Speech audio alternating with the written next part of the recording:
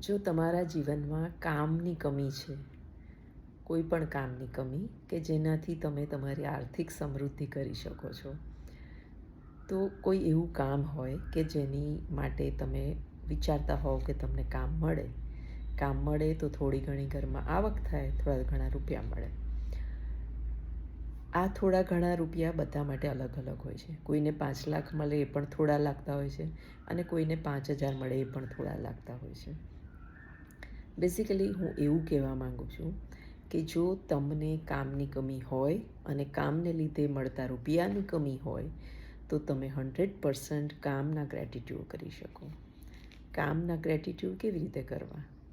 કામના ગ્રેટિટ્યૂડ કરવા માટે સૌથી પહેલાં તમારે આખા દિવસ દરમિયાનના તમારા કામના લિસ્ટ બનાવવાના, અને જે કામ તમે કર્યા હોય, સપોઝ તમે બગીચામાં પાણી છાંટ્યું હોય તો એ એક કામ થયું છે. તમે રસોઈ બનાવી હોય કામ થયું છે. તમે કપડાં ધોયા હોય એ કામ થયું છે. તમે જોબ ઉપર ગયા હો એ કામ થયું છે.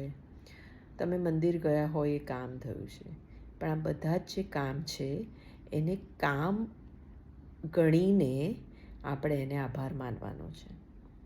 કારણ કે તમે આ બધા જ કામને જેટલા પણ પોઝિટિવિટી કે કેટલી પણ નેગેટિવિટીથી કર્યા હશે એ જ તમારી લાઈફમાં પાછા રિફ્લેક્ટ થશે. જો તમે કામને બહુ જ સારી રીતે, બહુ ઉત્સાહથી, બહુ પ્રેમથી, બહુ આનંદથી કર્યો હશે તો એનું રિઝલ્ટ તમને એવું મળશે. પણ તમે તમારા કામને બહુ ચીડથી, ચિંતાથી, ગુસ્સાથી કર્યા હશે તો તમને રિઝલ્ટ એવું મળશે. તો તમારે કેવું રિઝલ્ટ જોઈએ છે એ આજે તમને ખબર પડી ગઈ કે કામ કેવી રીતે કરવાનું. હવે જૂના જે કામ તમે ગમે તેવી રીતે પણ કર્યા હોય, કોઈ પણ ખરાબ રીતે કર્યા હોય, એ બધા કામને યાદ કરીને એને તમારે કામને યાદ કરવાનું કે આઈ એમ સોરી કે મને કચરાનું ડસ્ટબિન આપવા માટે મારી મમ્મીએ કીધું હતું અને હું ગુસ્સે થઈને હું એ આપવા ગઈ હતી. I am sorry for the work. હું એ કામ જે મને કચરો આપવા જવાનું જે મને કામ મળ્યું હતું એ કામને મેં ખરાબ ફિલિંગ આપી હતી, તો એ કામ માટે હું દિલથી એની માફી માગું છું. તો બેઝિકલી તમારે જે પણ કામ તમે કરતા હો એ કામને તમે જો દિલથી કરશો, અથવા જૂના કામ જે દિલથી નથી થયા એની માફી માંગી લેશો, તો તમને નવા કામની ઓપોર્ચ્યુનિટી મળશે. કારણ કે પૈસા કમાવવું એ જ એકલું કામ નથી.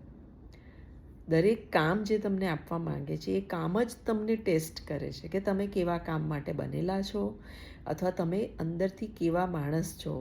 તમને કામ આપવા માટે તમે યોગ્ય છો કે નહીં, તમે લાયક છો કે નહીં, અને એવા જ લોકોને કામ મળે છે. તો આ બહુ જ સિમ્પલ પણ પાવરફુલ પ્રેક્ટિસ છે. હવે આ જાદુ નથી કે તમે એક દિવસ કરો અને તમને ફાયદો થઈ જાય. ઓછામાં ઓછા તમારે 7 દિવસ તો કરો જ, કે તમારા જે પણ કાંઈ કામ હોય, ભલે રિપીટ થતા હોય, અત્યારના લેટેસ્ટ હોય કે જૂના કામ હોય કે જે પણ હોય, પણ જે બધા કામ માટે તમે ખરાબ ફિલિંગ આપી છે એને સોરી કહી અને એ કામનો આભાર માનવાનો, અને જે તમે નવા કામ કરો છો એને બહુ જ ખુશીથી ને બહુ જ આભારથી તમારે નવા કામ કરવાના. તો આ જ રીતે ગ્રેટિટ્યૂડની પ્રેક્ટિસ થાય છે.